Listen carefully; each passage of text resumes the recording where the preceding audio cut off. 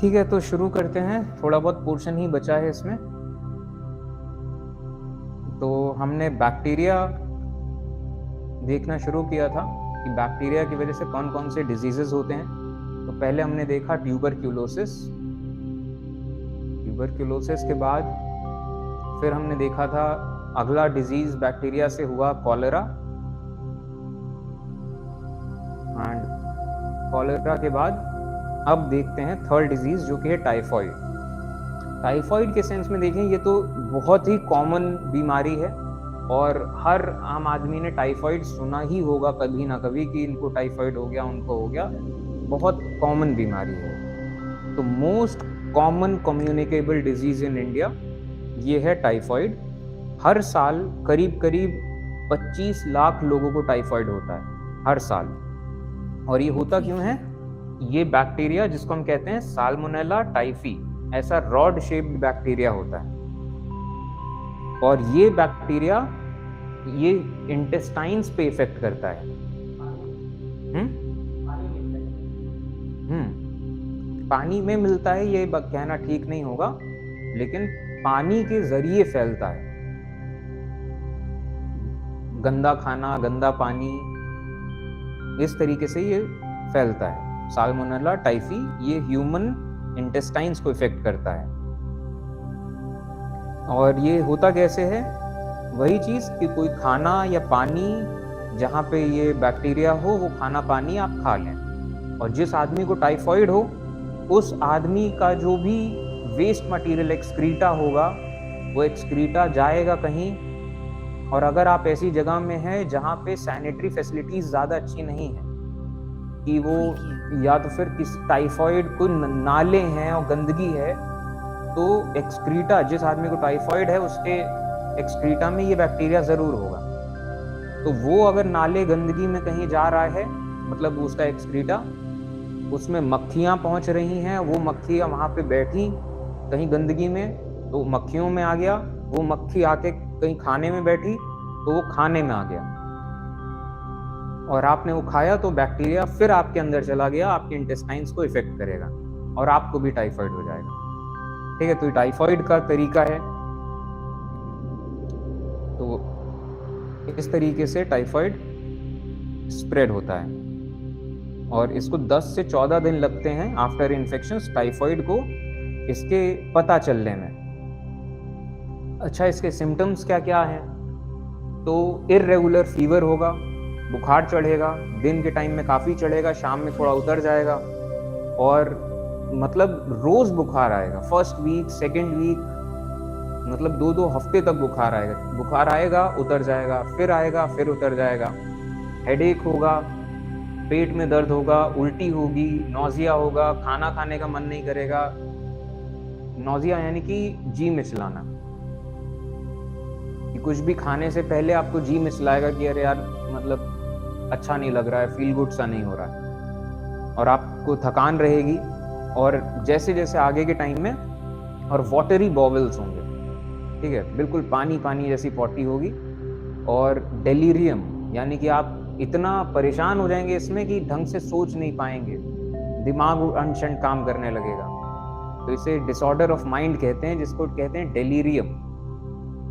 और स्किन में रैश पड़ने लगे, चकत्ते। तो ये सब सिम्टम्स हैं टाइफॉइड के। अब प्रिवेंशन ऑफ टाइफॉइड क्या है? कि हाथ साफ करना, गंदे हाथ से खाना नहीं खाना है, बॉइल्ड वाटर का इस्तेमाल करना है, कि पानी के जरिए ये फैल आ सकता है, तो बिल्कुल साफ पानी। खाना बिल्कुल साफ, बाहर का नहीं खाना चाहिए, खासतौर पे ऐसी जगहों पे जहाँ आप देख रहे हैं कि मक्खी आ रही हैं या फिर कुछ। तो और बाकी घर पे भी खाना लाएं, बिल्कुल धुल के साफ करके खाएं। इसका वैक्सीनेशन होता है टाइफॉइड का, तो ये भी काम आता है। और प्रॉपर सैनिटेशन वाली बात होती है कि जहाँ पे भी आप रह रहे हैं साफ सफाई हो, प्रॉपर सैनिटरी सिस्टम हो, और कहीं ना कहीं कम्युनिटी हेल्थ यहाँ मैटर कर जाती है। और फिर इसकी दवाइयाँ भी चलती हैं, जैसे कि क्लोरोमाइसिटिन, ये एक दवा है जो कि टाइफॉइड को ये क्योर कर देती है। ठीक है, तो ये हो गया टाइफॉइड। इसके बाद आता है डायरिया। ये भी बहुत जनरल सी बीमारी है। डायरिया बहुत लोगों को होती रहती है, जनरल तौर की बीमारी है। ये भी इंटेस्टाइन्स पे इफेक्ट करती है, इंटेस्टाइन्स पे ये इफेक्ट करती है। इसकी वजह से बहुत वाटरी डिस्चार्ज होता है, वाटरी फीसिस। तो सेमी सॉलिड और फ्लूइड फीसिस, यानी कि एक्सक्रीटा जो है बहुत सेमी सॉलिड या फ्लूइड के जैसा होता है। और इसकी वजह से भी अगर हम देखें तो ये इंटेस्टाइन्स पे जो इफेक्ट करेगा, तो वो इंटेस्टाइन्स ढंग से काम कर नहीं पाएगी। और इंटेस्टाइन ढंग से काम नहीं कर पाएगी तो इंटेस्टाइन का काम होता है absorption of water and nutrients, ये सब। तो वो ऐसे ही सीधा चला जाएगा, तो वाटरी डिस्चार्ज होगा। और बॉडी में पानी जब एब्जॉर्ब ही नहीं कर पाएगा इंटेस्टाइन, तो पानी की बहुत कमी होगी, पानी की भी, सॉल्ट्स की भी, ठीक है। तो कॉजेज ऑफ डायरिया ये हो गए बाय इन्फेक्शन ऑफ बैक्टीरिया या फिर और भी वायरसेस की वजह से भी। यहाँ पे जैसे डायरिया बैक्टीरिया के सेंस में दिया है, लेकिन ये सिर्फ बैक्टीरिया से नहीं होता। कुछ वायरसेस भी हैं जिसकी वजह से डायरिया हो जाता है, कुछ ऐसे कीड़े भी हैं जिनकी वजह से डायरिया हो जाता है, जो वॉर्म्स हैं, जिनको निमेटोड्स कहते हैं एग्जैक्टली। जैसे कि एक निमेटोड है एस्कारिस, पेट के जो कीड़े होते हैं, तो पेट के कीड़ों की वजह से भी डायरिया हो जाता है। कुछ प्रोटोजोआ हैं, उनकी वजह से भी डायरिया हो जाता है। तो ये प्रोटोजोआ भी एक माइक्रो ऑर्गेनिज्म है, अलग अलग शेप, अलग अलग साइज, अलग अलग जीव है माइक्रो ऑर्गेनिजम्स में। प्रोटोजोआ, बैक्टीरिया, वायरस और फंगाई। तो इसके सिम्टम्स में अगर हम देखें तो काफी ज्यादा, ये तो हमने देखा कि वाटरी एक्सक्रीटा होता है। इसके बाद वॉमिटिंग होगी, उल्टी होगी, वेट लॉस हो जाएगा, फीवर आएगा, डिहाइड्रेशन होगा और पूरा बॉडी पेन करेगा। और कई बार ऐसा होगा डिहाइड्रेशन के दौरान या एक आपके एक्सक्रीटा में ब्लड भी आ सकता है, blood and mucus. Blood pressure कम हो जाएगा, पल्स रेट कम हो जाएगा। तो ये सब चीज, हाँ, बॉडी में क्या हो सकता है एक्सक्रीटा में म्यूकस। अब कैसे बताऊं, म्यूकस होता है जैसे आपके नाक से जो निकलता है एक चिपचिपी सी चीज, वो भी म्यूकस का एक पार्ट है। और हमारे हमारे बॉडी में अलग अलग जगहों पे ऐसा म्यूकस निकलता है।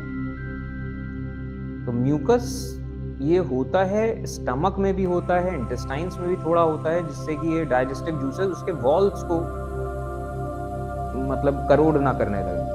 तो अब इंटेस्टाइन ही जब रीअब्जॉर्प्शन नहीं कर पा रही है, ढंग से चीजों को अलग अलग नहीं कर पा रही, तो बॉडी में ब्लड एंड म्यूकस भी जा रहा है एक्सक्रीटा, क्योंकि इंटेस्टाइन ही काम नहीं कर पा रही है सही से, ठीक है। तो ये फ्रीक्वेंट लूज मोशंस होते हैं, पेशेंट बहुत कमजोर सा हो जाता है, ठीक है। अब इसके अगर हम देखें प्रिवेंशंस, तो वही साफ पानी पीना चाहिए, साफ खाना खाना चाहिए, पर्सनल हाइजीन मेंटेन करनी चाहिए। और अगर किसी को ये हो जाए डायरिया, तो बेड रेस्ट लेना चाहिए, और जो दवाइयाँ हैं वो दवाइयाँ लेनी चाहिए प्रॉपर तौर पे। और जैसे डायरिया में बहुत ज़्यादा आपको एक्सक्रीटा होता है, बहुत बार आपको पॉटी जाएंगे, लूज मोशंस, तो इसके चलते क्या है कि हस्क ऑफ ईसबगोल की का एक पेड़ होता है, तो उसका हस्क होता है, ईसबगोल मतलब एक नाम से भी वो चीज आती है, उसको खाना चाहिए। उसको दही में मिला के, जब आप ईसबगोल की भूसी, छोटे छोटे से होते हैं, वो एक बड़ा सूखा सूखा सा भूसे टाइप का होता है, उसको आप दही में डाल लें, तो होता क्या है, वो जब थोड़ा सा मॉइस्ट हो जाता है तो टाइट सा हो जाता है। मॉइस्ट होने के बाद तो आप उसको दही में डाल लें, खा लें, तो पेट में जाके वो थोड़ा सा कोशिश करता है कि आपको इतने ज्यादा लूज मोशन ना हो। सलाइन ड्रिप चढ़ाई जाती है, और दवाइयाँ भी हैं इसकी, दवाइयाँ भी खानी चाहिए, वो तो डॉक्टर बताएगा। इसमें सिर्फ ड्रग्स लिखा है, ड्रग्स का मतलब काफी है, एंटी डायरियल ड्रग्स और एंटी माइक्रोबियल भी। और इसके अलावा आपको खूब, क्योंकि यहाँ वाटर एंड सॉल्ट्स का लॉस होता है, तो आपको खूब पानी पीना चाहिए, खूब ऐसा ORS सोल्यूशन पीना चाहिए, दाल का पानी, चावल का पानी, छाछ, ऐसी चीजें खूब पीनी चाहिए जिससे कि बॉडी से जो water and fluid and salts का लॉस हो रहा है ये रिप्लेनिश हो पाए। ठीक है, तो डायरिया हो गया। अब लास्ट में आता है पेप्टिक अल्सर। तो पेप्टिक अल्सर स्टमक के, ये स्टमक है, स्टमक का ये वाला जो पोर्शन होता है जहां से ये स्टमक में ये जो ये यूटर जैसी चीज है, इसको कहते हैं डुओडेनम। तो ये स्टमक एंड डुओडेनम में अल्सर हो जाते हैं। अल्सर यानी कि वो गांठ पड़ जाना, फोड़े हो जाना, कुछ इस टाइप की चीज। तो हमेशा से साइंटिस्ट लोगों को, डॉक्टर्स को ये लगता था कि पेप्टिक अल्सर जो होता है ये होता है स्टमक का एसिड। जब आप बहुत ज्यादा लंबे लंबे टाइम तक खाना ना खाओ तो स्टमक का एसिड रिलीज होगा और जिसकी वजह से ये इसके वॉल्स को कहीं ना कहीं करोड करेगा और नुकसान पहुंचाएगा, तो वहां दाने फफोले पड़ जाएंगे। तो हमेशा से ऐसा सोचा जाता रहा पेप्टिक अल्सर इस वजह से होता है। लेकिन फिर साल 2003-4 के आसपास इस पे कई सारे साइंटिस्ट ने काम किया, तो उन्होंने पाया कि ये भी एक बैक्टीरिया की वजह से होता है और इसका उन्होंने इलाज भी निकाल लिया। इस बैक्टीरिया को खत्म करने का एमॉक्सिसाइलिन, ये एक ड्रग इन्होंने बनाई पेप्टिक अल्सर को खत्म करने के लिए, और जिसके चलते इनको नोबेल प्राइज मिला साल 2005 में। और इनको नोबेल प्राइज मिला साल 2005 में। तो पेप्टिक अल्सर इन्होंने पता किया कि ये भी बैक्टीरिया की वजह से होता है और उसका इलाज भी निकाला। ठीक है, तो ये रहा पेप्टिक अल्सर। तो पेट में जलन होना, गैस बनना और खूब खट्टी डकारें आना, नौजिया होना, वॉमिटिंग होना, डार्क स्टूल्स होना, डार्क कलर के स्टूल्स, और काफी वेट लॉस, ये सब चीजें इसके सिम्टम्स थे।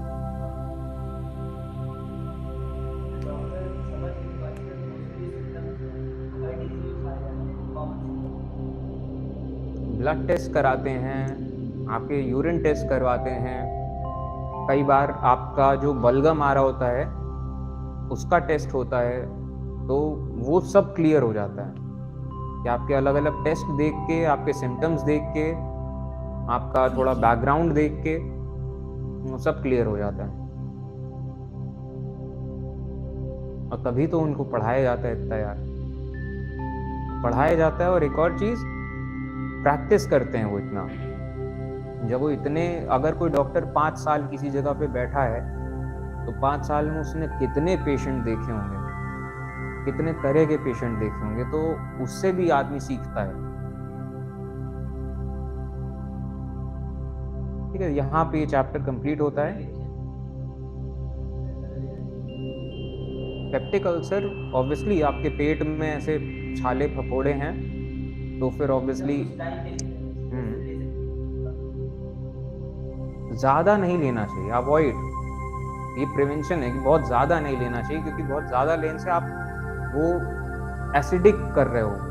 कैफीन और ये सब थोड़ा एसिडिक मीडियम बनाता है, तो पेट को इतना एसिडिक नहीं देना है।